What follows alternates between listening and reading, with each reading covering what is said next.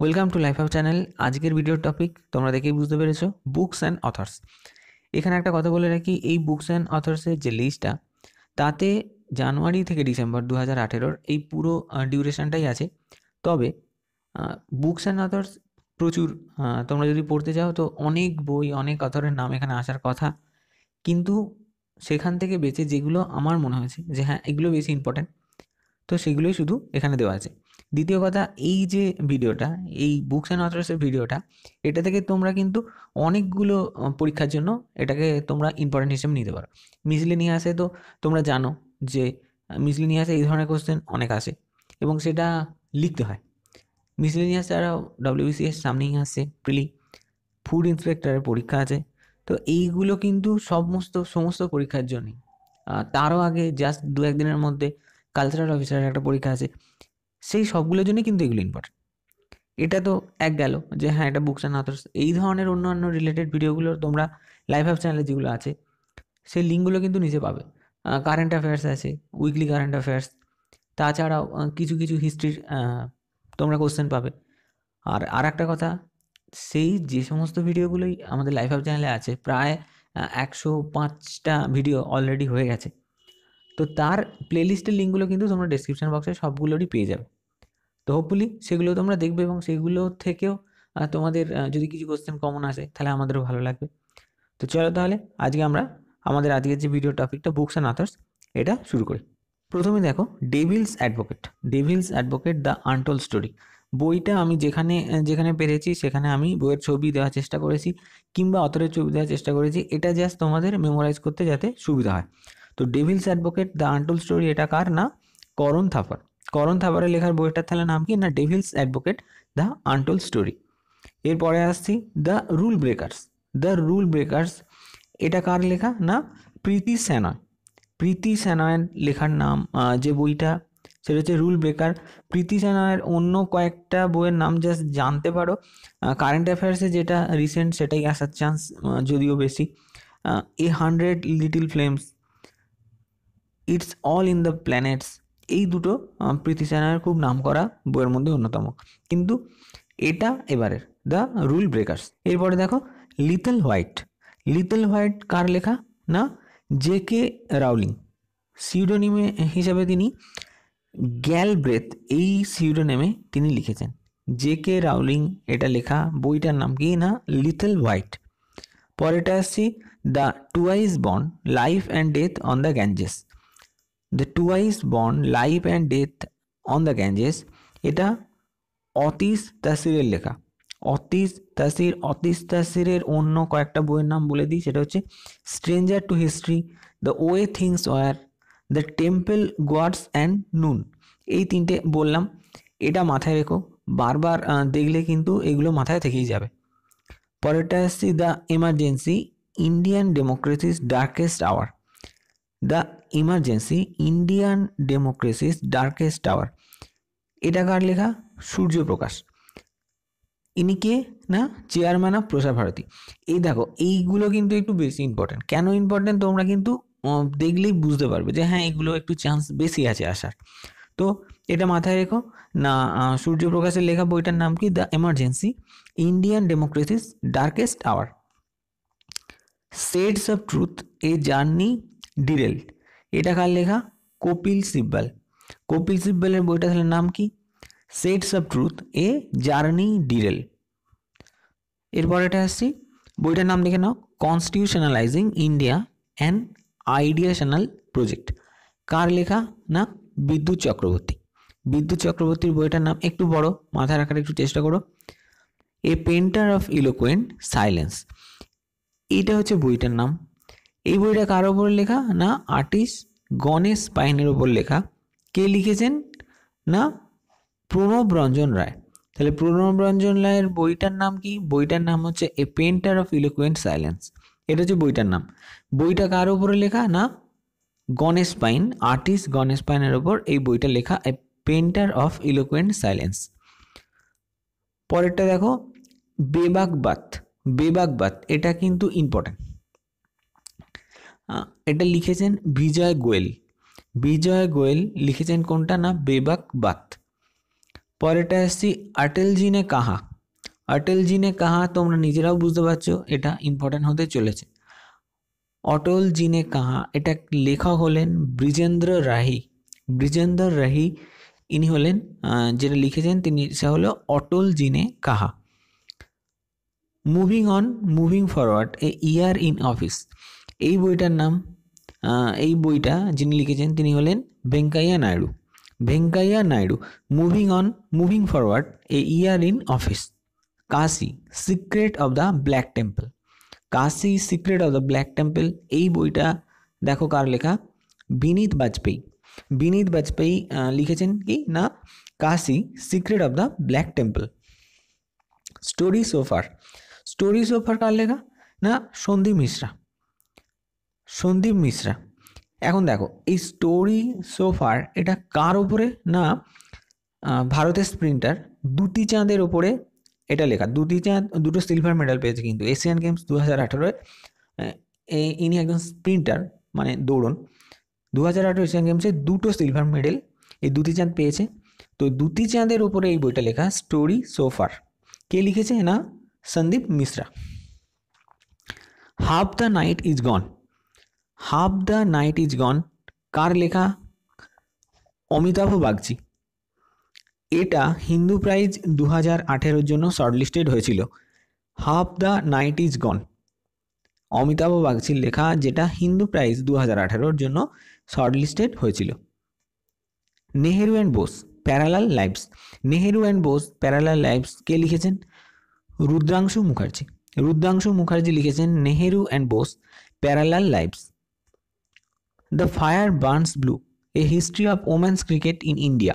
দেখো sports related কিন্তু এখন তোমরা জানো যে পিএসসির এবং অন্যান্য বিভিন্ন পরীক্ষায় স্পোর্টস রিলেটেড বইয়ের নাম কিন্তু অনেক সময়ই কোশ্চেন সেট করে, তো এটা একটু মাথায় রেখো। The fire burns blue a history of women's cricket in India.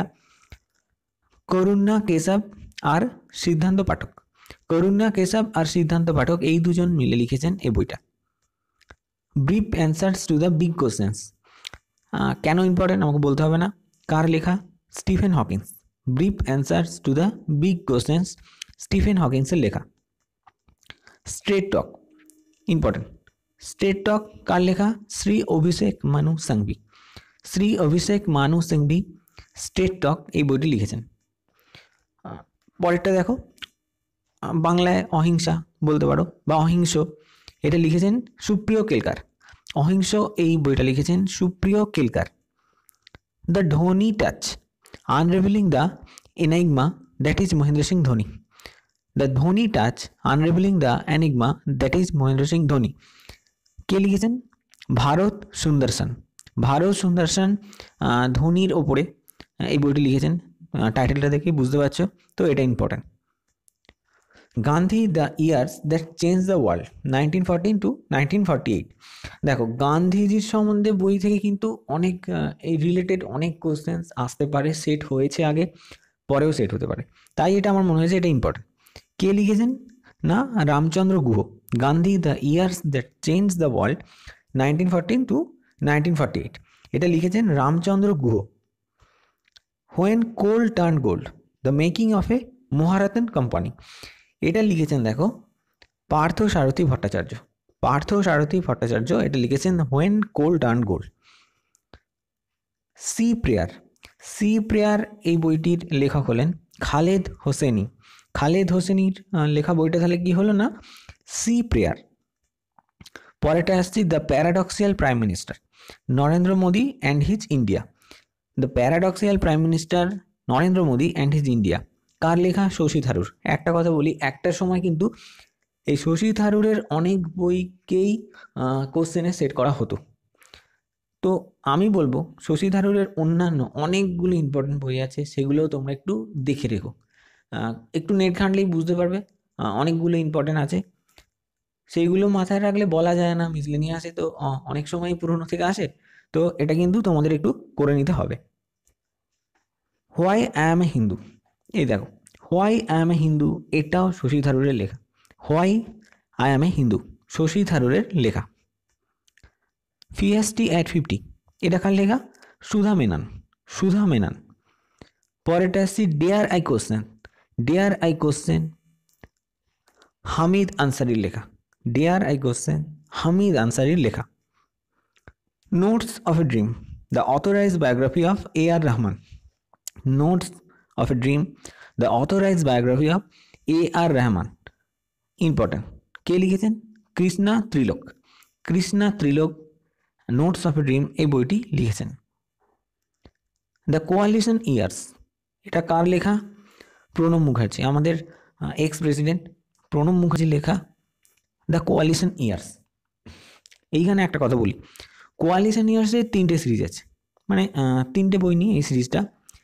আরও দুটো কি না, the dramatic decade, the Indira Gandhi years, এটা একটা, দ্য টার্বুলেন্ট ইয়ার, আর তারপর হচ্ছে দ্য কোয়ালিশন ইয়ার। তাহলে এটার আগে দুটো আছে কি না, the dramatic decade, the Indira Gandhi years, আর দ্য টার্বুলেন্ট ইয়ার। তাহলে 3টে বইয়ের এটা একটা সিরিজ। জ্যাসমিন ডেজ বইটি লিখেছেন বেনিয়ামিনের লেখা jasmine days.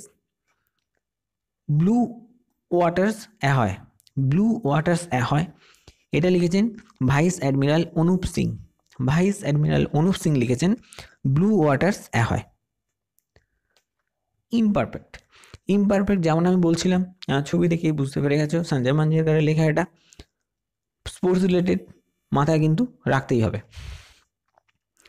Winning like Sourav, think and succeed like Ganguly, Abhirup ভট্টাচার্যর লেখা, এটা important. Winning like Sourav, think and succeed like Ganguly.